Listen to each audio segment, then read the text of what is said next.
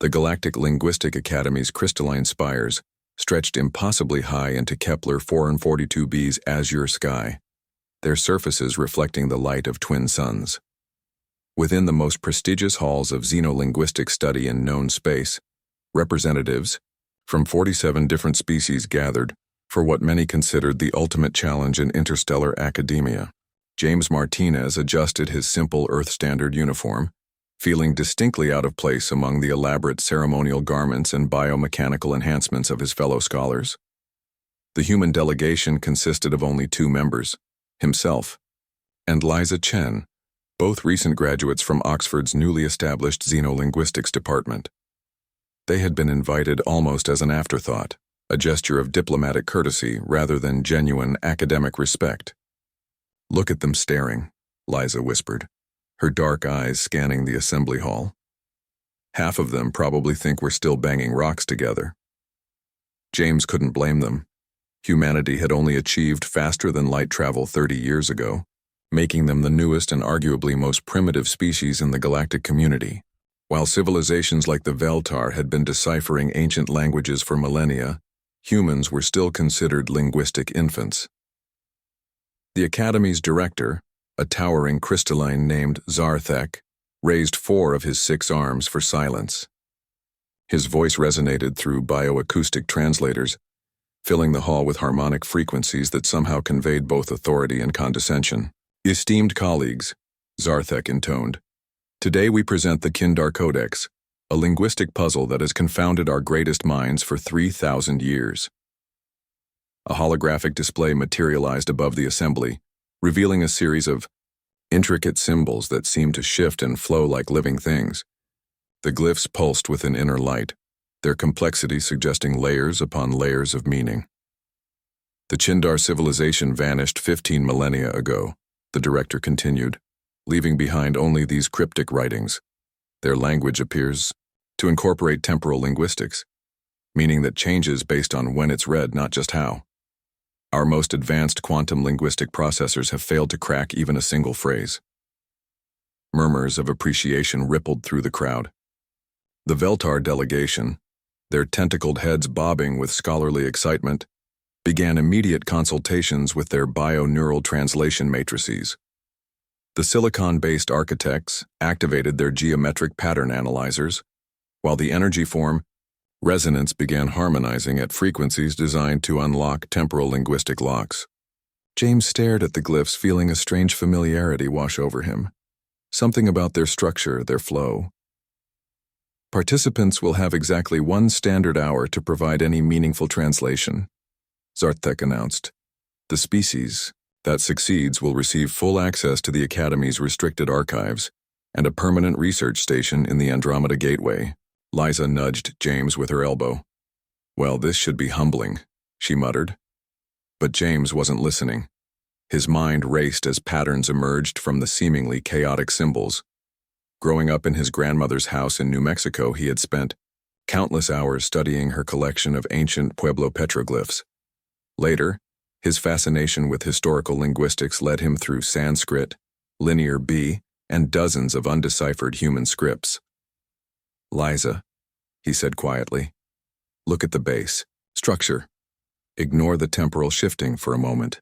She followed his gaze, her expression shifting from skepticism to curiosity. "The root symbols, they're not random." "Exactly. They're storytelling markers." James pulled out his tablet and began sketching rapidly. "Most species approach this like a mathematical equation, but what if it's narrative-based? What if the temporal element isn't about when it's read, but about the story's timeline?" Around them, the greatest linguistic minds in the galaxy worked furiously. The Veltar had deployed quantum entanglement translators. The architects were constructing complex geometric proofs. Energy readings spiked as various species threw increasingly sophisticated technology at the problem.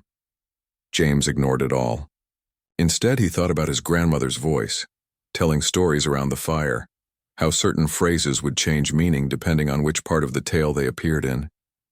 He thought about Sanskrit poetry, where words carried different weights based on their narrative context. "It's not temporal linguistics," he breathed suddenly. "It's experiential linguistics. Liza's eyes widened as understanding dawned. The meaning changes based on the reader's emotional journey through the text. Working together, they began mapping the glyphs not as static symbols, but as emotional waypoints in a larger narrative. Where other species saw linguistic complexity, humans saw something far more familiar: storytelling. Minutes passed like seconds. The other delegations grew increasingly frustrated as their technological approaches failed. Complex algorithms crashed against the glyphs' apparent impossibility. Quantum processors overheated trying to calculate infinite temporal permutations. With 10 minutes remaining, James looked up from his tablet. His hands shook slightly as he realized what he was about to do. "We have it," he said simply. The hall fell silent. Zarthek's crystalline features reflected disbelief. "Impossible. The humans couldn't possibly—" "The message isn't about temporal mechanics," James interrupted, his voice carrying clearly through the vast chamber. "It's about loss. The Chindar weren't leaving behind technical specifications or historical records. They were leaving behind a poem, a goodbye." He activated his tablet's projection system, displaying his translation. "To those who find these words when we are starlight, know that we danced beneath moons you'll never see, loved with hearts that beat in time you'll never know, but in reading this you carry us forward.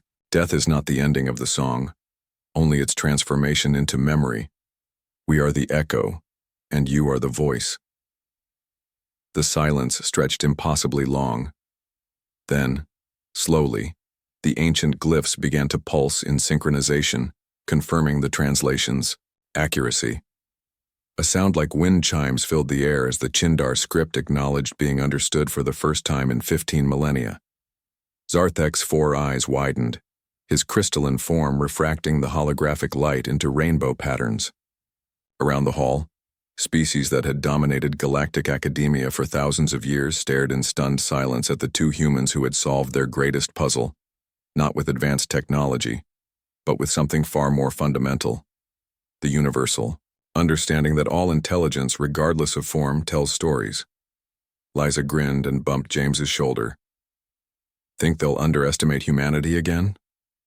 James watched as the Academy's greatest minds began frantically recalibrating their approach to xenolinguistics, finally understanding that sometimes the most advanced solution was also the most human one. "Probably," he said, "but that's their loss.